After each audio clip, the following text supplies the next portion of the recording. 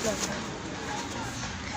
Merhaba arkadaşlar. Bugün doğanı korumayı önlemini öğreneceğiz.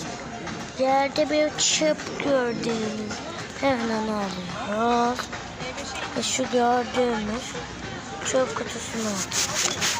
Eğer yanınızda bir çöp kutusu yoksa çantanıza koyup evinize götürün. Ve oradaki çöpünüzü atın. Ve bir Pokemon tavsiyesi.